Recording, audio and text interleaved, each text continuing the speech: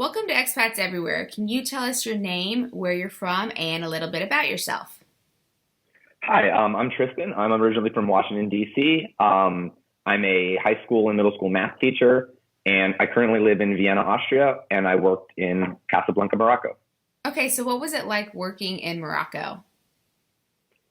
It was a very interesting experience. It was my first time living abroad, actually, or even traveling outside of America, other than just the usual Canada and the Caribbean. So to live there and to work there was a very all in kind of experience, completely different than my life in America and the normal life that I had as an expat there. It was all about kind of the expat community. My friends were all expats and stuff like that, and it was a very unique experience for sure. Okay, so all of your friends were expats. Did they all have the same job as you, or were there other types of jobs for expats there that you know of? Well, so I'd say one of the biggest influences in Morocco is like French culture. So if you were from France, lots of people might come over because they spoke French, and they might be small business owners or restaurant workers or something like that because they had that connection. But for the general population of Americans or British people, or pretty much people in my demographic, I'd say most people that I knew were in the international teaching community or in the kind of the U.S. embassy kind of UN crowd. And that I think applies for not just Casablanca, but a lot of the other cities in Morocco, like Rabat, for instance, has a huge embassy presence. So yeah, I'd say it was noticeable my types of friends and the people that I hung out with. We look different, obviously, than local Moroccans, and we weren't French. So we definitely kind of hung together, and it was definitely like an international school and UN embassy kind of crowd. Okay, so let's talk about your job. What did a typical day look like as a teacher? So, like I said in earlier, I was kind of like all in. So we all lived very close together. I almost called it fake life for 2 years because it seemed so different than when I lived in America and I drove my car to work and I had my friends from outside of school and I had my own life here. We all really lived very close together in this one area in Casablanca. And we would get on not a school, well, actually it started as a school bus, but it became a kind of more of a transport bus. And every morning we'd all come with our coffees, get on the bus, and we'd commute to school together for about 20, 25 minutes to our school. And we'd work all day, and there'd be a few buses home, and we'd all come home together and then go our separate ways and then meet back up. So it was kind of interesting to do stuff like with other people, all the same, kind of doing the same thing as you, getting on the bus, talking about work, talking about school, coming home, going out, doing stuff together. So it was really nice. It was almost like a little family, and you did stuff together, which was really unique, I think. So. And do you think this is typical to all the international schools in Morocco, or just your school? I'd say that it's definitely very typical because I think as a teacher, and having worked in America and now working in Austria, I think when expats are kind of in these communities, I'd say it's more of a typical experience. Where here in Austria, it's much more my demographic and culture on a regular basis. So people kind of spread out and don't rely on each other quite as much. Where there, I'd say in Morocco, because it's amazing, but it's so different than what I'm used to in America. I'd say a lot of people kind of have those little families and do that kind of stuff together, and share that experience. And I think that's typical of, I'd say, lots of international schools, but especially the ones around Morocco. Yes. Great. Okay, so how much can someone expect to earn at an international school in Morocco? I'd say it's very comparable to America. On paper, it looks a lot less because the numbers they advertise are definitely, they take care of the taxes usually for me. So you don't see how much you make and then how much you pay in taxes. But if you look at your after-tax rates in America versus here, in Morocco, I was making, I want to say like equivalent in like the high 30s, but that was all after taxes. And the cost of living in general was obviously cheaper. I didn't have a car. You could get a car. Some of my friends did. But just in terms of cost of living and stuff, I feel like it definitely had more potential savings-wise than working in America and paying American taxes. How much do you think you could save if someone makes about 30,000? How much could you save? Well, so that's an interesting question for me. I'm single there. I lived alone and I had my own apartment by myself. I was still paying my student loans every month in America, finishing those off. And I literally traveled on every break we had, whether it was like a 4-day weekend, I'd go somewhere in Morocco, or whether it was one of the Islam holidays we'd have, or our school holidays, I would travel to Europe. I would travel all over. So being able to travel as much as I want, not really I'd go out to eat almost 6 nights a week because it was a good price, doing all the things that I wanted, not really even thinking about a budget. I was able to pay off my student loans and still save, I'd say, on top of paying student loans, maybe $3,000 to $4,000 per year. So that plus all the traveling, I think there was a lot of savings potential in that regard. Now, you said that everyone lived kind of close together. Did the school provide housing or a housing stipend? Yes. So in my first year, it was more just provided. We got apartments. And then in my second year, they kind of gave us the option, like they rearranged stuff. Here's a stipend. You can live wherever you want. Some people chose to live out in this more of a golf course, kind of a greener community, and kind of get away from city life. So people with kids and families and married couples, they kind of appreciated that lifestyle. So they moved out and they would get a car and they would drive to work. And that became one of the little crowds that we had at our school. Whereas the rest of us, who were single or a little bit younger, would live in the downtown area and use the bus to get to work. And we all lived in these apartments that the school provided. And I was very happy with my apartment. I thought it was one of the nicer ones, had a nice big balcony.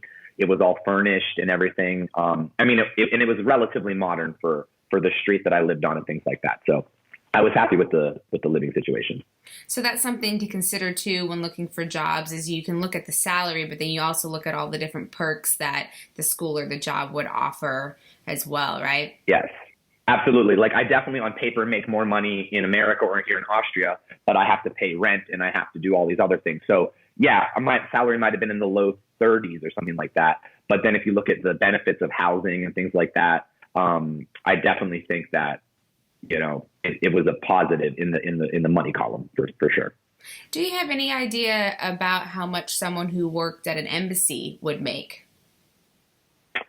The thing is, a lot of people I knew that were in the embassy were either in the military and they had really nice packages, or were a little bit older, so they definitely had like families and were making a little bit more. But I definitely think people in the embassy field would make more because I know for sure the U.S. takes care of people in terms of they ship a lot of their stuff for free. Like we had a moving allowance as teachers, but I wasn't moving an apartment's worth of things to Morocco, where a lot of those expats in the other communities, the government gave them a lot of perks. So they definitely were more well off, lived in a little bit of a nicer neighborhood, nicer housing, for sure. Right. All right, so let's change it up a little bit. Let's say that someone has a job and they're ready to move. How much money should they have with them just to get started? I mean, I'd say that in general, you don't really need a huge savings account to make this move. I think, if people are feeling adventurous and they want to change their life and they want to take a chance and move somewhere, even if you just have a couple $1,000s in your bank account, I think that's more than enough because I mean, you definitely need, you do need a little bit of money. And I was told this by the school because the bank accounts take maybe 2-3 months to get started sometimes. And so, for instance, I use a U.S. credit card for everything, to get my miles, to get my points and stuff like that. And so I have to pay in U.S. dollars. And, I had to ask my mom for a little help just until my money got there and I could transfer it home. Now, if I had more in the bank account, then I could have done that myself. But I knew I had the money coming. I just had to it was a transition period. So yeah, I'd say a few months salary, a few months rent would be nice for someone just to feel safe and feel like they could travel before that money came in. Because we got paid in all cash for the first few months, and it kind of felt like I was playing Monopoly for a while, Oh, that's funny. Great. So then how should someone pack, and what's the weather like in Casablanca? Yeah. So, I mean, in general, anywhere from Tangier at the top of Morocco down, I mean, the weather is very, very nice year round. I was in short sleeves almost year round. But I'd say like there is a winter for sure in terms of like the walls of your apartment. It might be like, 65 degrees outside in the winter, 70 degrees. And it's a nice day when you're outside. But at night it gets a little colder and it really penetrates the walls. So having some, sweaters and pajamas and things like that are a little warmer, I think for sure are essential in the wintertime. But I'd say year round, it's a very temperate to above average temperature. You could surf year round. I mean, in a wetsuit, of course, in the winter a little bit, but you could still go to the beach and have a nice day. So definitely lots of bathing suits because there's lots of coastline and a lot of cool things to see in that regard. And just, I'd say like, I wore a lot of no sleeve shirts, a lot of t-shirts, and some nice clothes because there's a lot of cool like clubs and stuff like that that are a little more fancy. So almost like you're on a vacation in Spain or something like that. That's how I'd think about it. And then was there anything that you couldn't find there that you would recommend someone bring with them when they move? I mean, if they could build a Trader Joe's or a Whole Foods there, I would have been very happy. Yeah, even right now, my mom brings the stuff from Trader Joe's when she comes to Austria, and we have everything. So, I mean, definitely those American goodies and treats that we want, but one thing I will say though is that is a big thing is like when it comes to like phones and iPhones and stuff like that. Like there is no Apple store. There is no like if my phone broke, I had to wait till I could have paid big money for. I mean, they have Apple for sale, but I did break my phone and I had to use kind of an old phone for a couple of months until my mom came with a new one from America. So kind of thinking in the future, making sure you have that kind of stuff like electronics and stuff. Again, you can get everything there. It's not like, they have it all. It's just definitely more expensive. You can go buy a new iPhone, but you're going to pay 50% above what you should pay. Wow.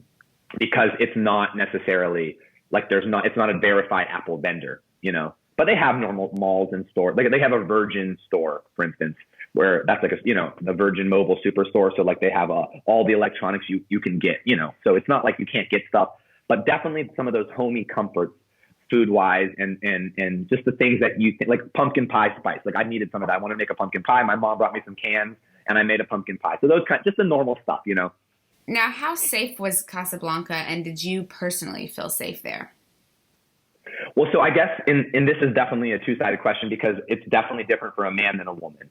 I'd say as I have lots of my friends were girls, and they definitely had a different experience than me. I think it's in general safe, but I think there's definitely a level of sometimes discomfort. Some of the men in Casablanca specifically would do the cat calling and the whistling and the kind of the creepy kind of staring and following. There were definitely those kind of people.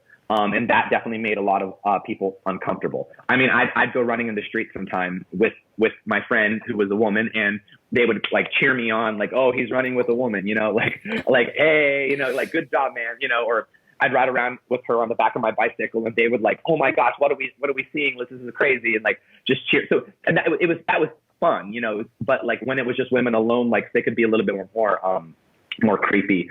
I'd say there's definitely, just like in any city, there's definitely parts of it that are unsafe. There's for sure people that are, doing drugs on the street.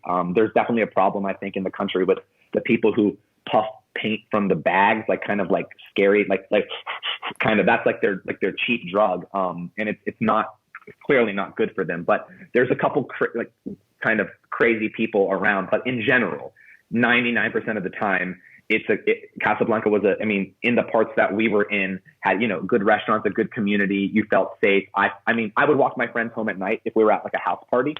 Some of my women friends were like, "Hey, can you walk me home?" Just to feel a little safer, because there was a couple, weird people out there. I will say one set of my friends did get kind of robbed in the sense of like a purse stole and kind of got scared. And it was like about 5:30 a.m. in the morning. On the way to work. And that was the one-time experience. It could definitely happen. But I think in general, there's lots of women were my friends and they had really good experiences. But there's always those experiences that you just have to be aware of and be safe about, Right. So just kind of following common sense type things of a big city. Yes, absolutely. So you mentioned that you kind of hung out with people that you worked with, and that was kind of the culture. But then how did you meet other people? How did you meet people from the embassy and such? Well, there was definitely certain events like that the U.S. not ambassador, but the embassy would host. So our school was linked with them, so we'd have some certain events, and we go meet people, and you just see people out that you can clearly see are like in your demographic, and you talk to them. So like out to different restaurants or bars or stuff, you might run into some. We had like a local pub called the Irish Pub, the best little pub, and it would bring in all these people from like expats, and they had live music and stuff, and it was a really nice home kind of a place. So you'd meet people there, and then they knew people, and I kind of would meet people from the different schools and bring them all together, and then they knew people. So it was a nice little crowd. But in general, most of my friends were definitely I'd say from the school. I actually was I did join an ultimate frisbee league that I would play on the beach, and I met some locals and had some really good friends that were really nice, that spoke enough English that we could talk and communicate, and that was really fun to kind of get involved with. So there's definitely opportunities, and the people there are very, very welcoming and friendly. So if you can find someone who speaks English or at least a little French or something, then you can get along, and they're very welcoming and fun. And I'd hang out with them too. So. Okay, so changing it up a little bit again, what's the visa process like? It was honestly relatively easy. I did everything, I think, at the embassy in Washington, D.C., and the school told me what paperwork I needed to do. I got all the paperwork I needed, and it took a little while in the beginning once I got here for it to kind of go through. It's definitely slow on that end. But we had a nice HR manager who would really work hard to make sure it all happened. It took some time, but I think there was some problems going on at the time, just in terms of the paperwork and the administration, just trying to figure it all out. So, but in general, I'd say it was fine. We were able to work there. We were able to live there, and it eventually came through. So nothing out of the ordinary, just following the proper rules. I mean, you can enter on a tourist, I think, for the most part, but once that came through, then it was all fine. How about healthcare? How was the healthcare there, and would you feel comfortable getting a procedure done if you needed to?